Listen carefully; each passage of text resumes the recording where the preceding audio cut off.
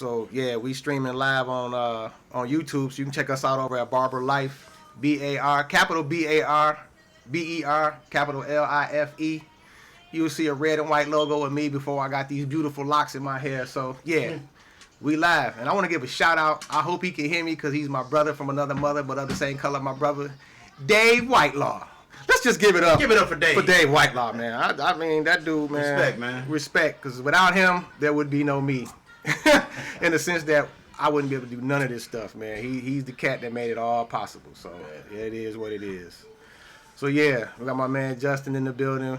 That's my nephew, but he's an adult, so I got to talk to him like he's a man. My other nephew, L.E. Ellis, E-Dub. He got like 900 nicknames, yeah, you know what I'm saying? Right. But he in the building also. What's up? And then we got a special motherfucking guest.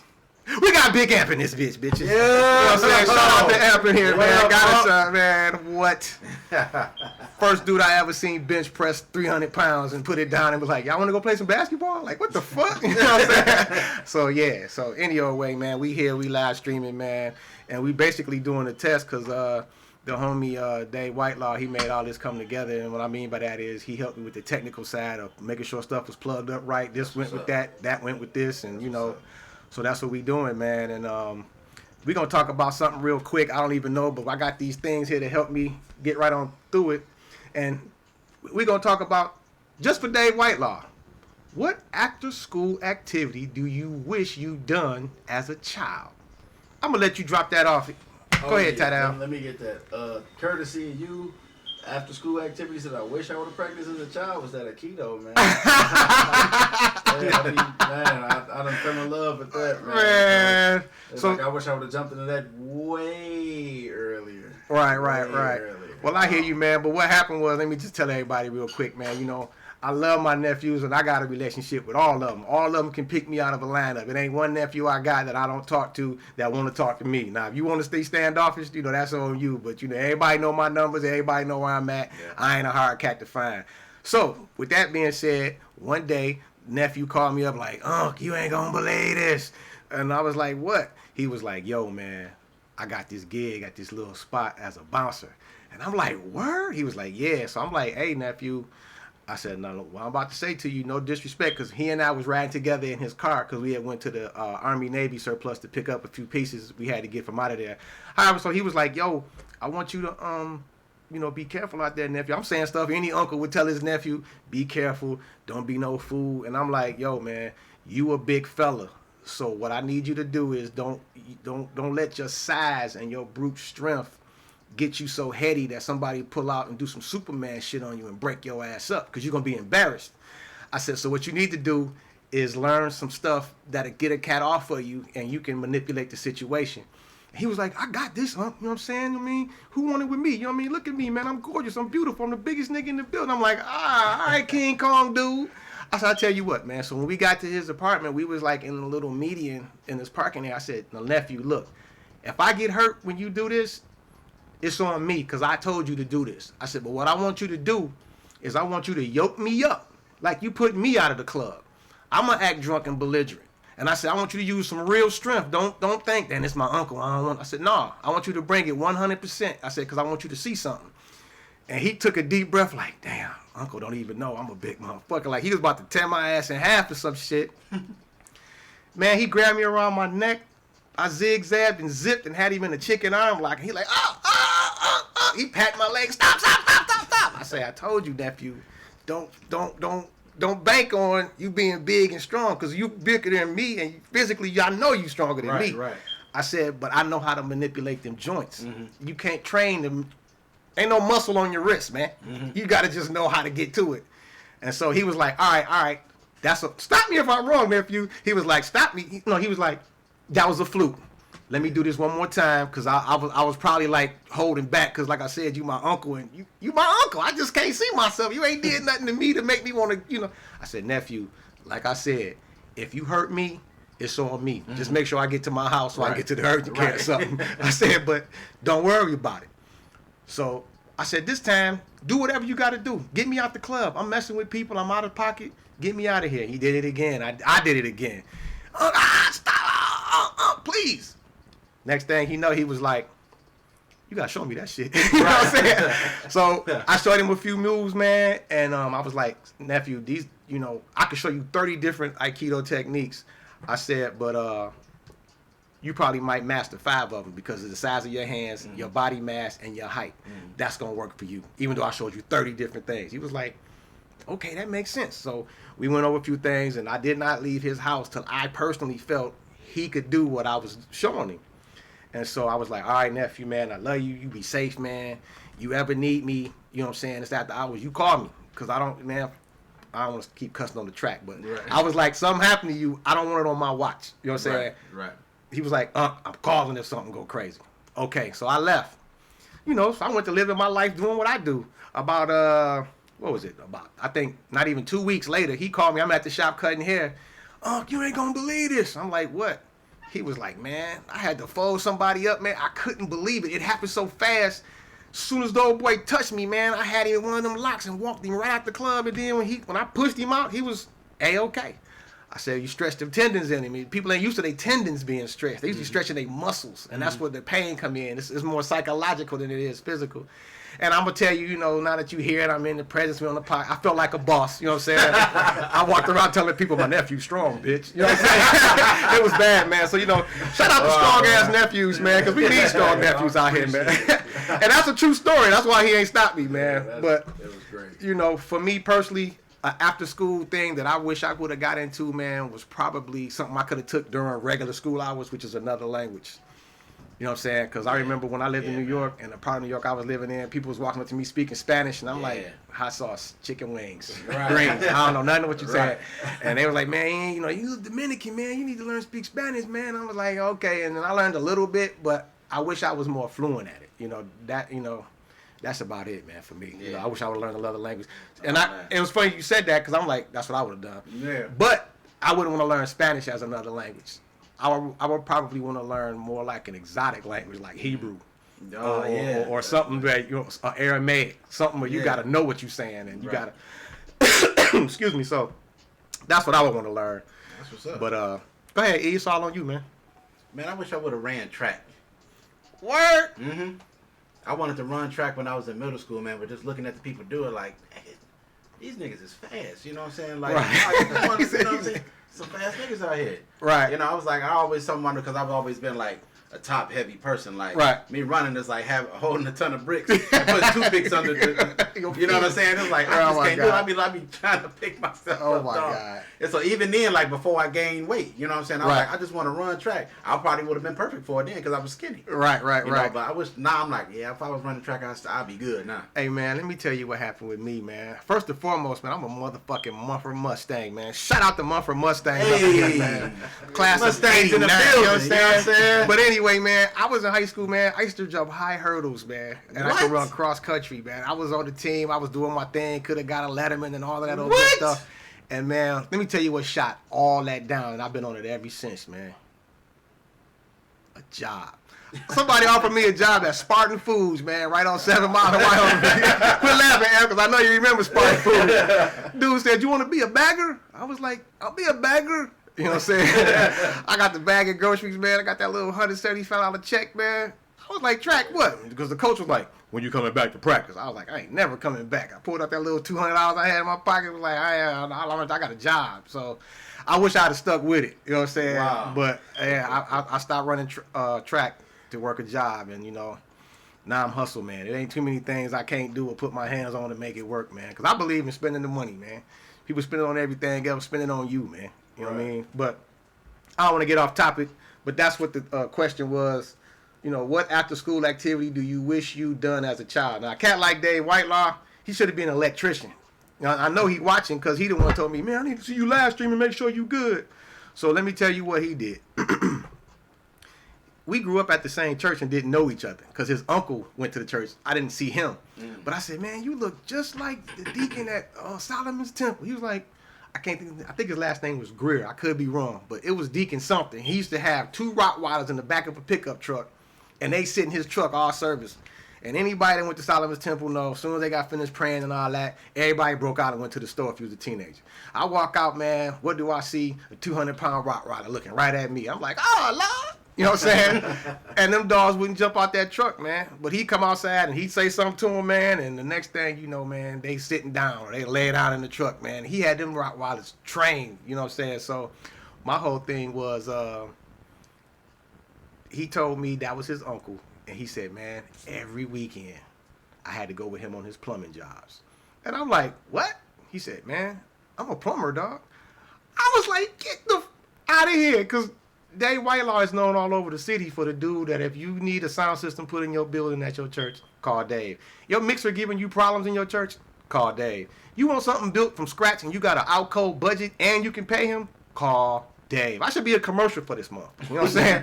But the point is, this dude is a tech dude that got a degree in sound engineering. Wow. But if the sound engineering job burst in flames for whatever reason, he know how to pick up a pipe wrench and get out here and get to fixing people's sinks and stuff and feed his family. So, shout out to everybody that got a trade out here in these streets, man, because, you know, you be trading shit. You know what I'm saying? Like me, I'm a licensed barber, and the only reason I went to truck driving and got my truck driver's license because I got tired of the fluctuation of the money. I need something that's going to steady be there. And it's barbers out here that got clientele like Train Smoke, and they still go through the same thing. So it's not that, and it's not my skill set. You know what I'm saying? I got a little Shaolin Kung Fu under my belt. You know what I mean? You come in my chair, I'm going to get you all the way in the front row, hands down. You know, I'm a former, instructor at the school, so you got to know what you're doing to teach other people how to, you know what I'm saying? But anyway, let's go to the next question. It's kind of deep. I said it before, I'm going to say it again. It's a simple question, but it ain't an easy answer. Would you rather be lucky or wise? I'm going to drop that off right here with you. Go ahead. Wisdom. Go ahead, Who E. needs luck? Wisdom, Who man. needs luck? Wisdom. That was too easy, man. Y'all cats grew up around. Y'all had parents in the home, so I got to worry about that. I want that lucky, my guy. I got to hit this casino. So, all right, let's just break it to a whole nother CD, whole nother genre. Do you do any impressions? Yes. Like impersonations? Yeah, impersonation. Who you want me to sound like? Want me to sound like you? No, I don't. That's Uncle D, man. Reporting live if you're looking at stuff in your phone. You know what I'm saying? Man, I ain't nothing like me, but I ain't there, man. That's just real bold. How you just gonna go ahead and just double your balls, Uncle D. I'm in the same sentence like that shit's supposed to be alright. You know what I'm saying? That shit was terrible, nigga. Thumbs down. You know what? That's what I got this for you, man. So, you know, man, I hear talking. What kind of junk is that, man? That is crazy. So, do you do any impersonations? Yes, I do impersonations. Hit us with one right quick, and we're gonna keep the ball moving. Okay. Alright, every time I walk into a room, I just stand up at attention. 10 hut. This is gonna take a lot to get Isaac going. Come on, Isaac, you're gonna need your shrimp. Hey, did I tell you what happened to me the other day when I got out the shower? What happened to you when you got out the shower the other day? Well, I felt a sharp pain go up my chest and around my back. And I said, Lord, I was dying, I thought. And then I looked down and I was stepping on my own titty. Wow. I mean both feet on them, too. Both feet on them. Shout out to City. Oh my God, man. I hope you heard that, Whitelaw, man. It's my crazy nephew E, man. I don't know, man. I think my greatest impersonation, man, is the owner of Squishy Mart. Because, oh my goodness, no one can talk better than me than a person that has a Squishy Mart. I am a boo.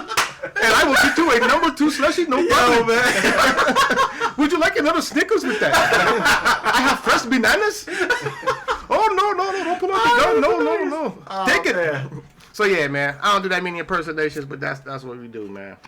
And this the last one, man. We're going to send this out to my main man, Dave Whitelaw, with this one, man. I'm going to drop this off right on you, Tadal. What do you love about your hometown? Go. What do I love about my hometown? Yeah. Coney Island.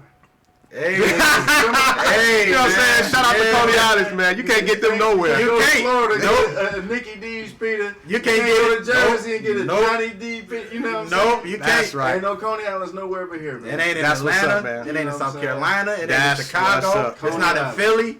It's right. right here in the D. So, here in the D. That's one, only in the man. D, huh? Man. Man, that's a good question. But I'm going to tell you what's else that I like about this hometown, not in the Coney Islands. You can't go no place else and get you some Connie and Barbers. You understand what I'm talking about? Oh, man. You can't go no place else and get Connie and Barbers. Nope, you can't. You know what I'm saying? I wish they hope they was listening to this, man. They would be like, oh, man. But you know what I miss from the old school is, like, only person that really can feel what I'm saying is Amp, because I'm, like, right up under his generation. Right. Dot and Etta Shrimp Shack, man. Come on. Oh, we on that. You remember Dot and Etta's? Dot and Etta's Shrimp Shack meant something, man. I don't eat shrimp no more, but back then, you wanted Dot and Etta's, man. That'll stop an argument. You could be going back and forth with your girl, and I don't even like the way that y'all was out there, and y'all doing things. Hey, you want some Dot and Etta's? Yeah. It'll shut down the whole argument. Dot and Etta's used to ring bells out here in these streets, man. But what I like about our hometown, man, is we got our own slang. We fashionistas out here, man. It's the only city where everybody got a pair of $1,300 Cartier glasses, man. Everybody got them. Little kids wear them to school all the time. You know what I'm saying? We got our own dance called the Jit, man. Mm-hmm. You could be anywhere in the country, and some techno music come on, the cat start doing the Jit, you can point in my crowd. Oh, my man right over there? Yep. He from Detroit. Hair capital, car capital. That's Ain't nobody cutting hair like they do in the D. Not at all. Not in South Carolina, not in Atlanta, not in Philly. I'm telling you, I've been there. I know. Right. They jacked up, man. Right. They tore and up. believe me, when I tell you my little cousin Buddha came to me to get a cut, man, his hair was raggedocious. It was raggedy. You know what I'm saying? Man. It looked like somebody just took a pair of children's scissors and put a blindfold on and taped his ears down and went to hell on his damn head, man. I was like, bro, that is not how we do it at home, man. So I ended up doing surgery on him, man, and got him all the way back together. He was like, I don't know why I'm his cousin, but he called me Unc. I think because all his nephews are his cousins, and he just feel like that must be the thing to say, which is all good to me. It don't make me no never mad. But the point is, he was like, man, if you got to come down to Louisiana, man, and show these, I ain't going down in the bayou with all them crawfish and swamps, and they hating me and throw me in the, nah. It'll be a turn to a whole other thing, man. But what else I like about Detroit, man? We innovators, man. We'll come up with some stuff like this podcast and buy all the shit ourselves. You know what I'm saying?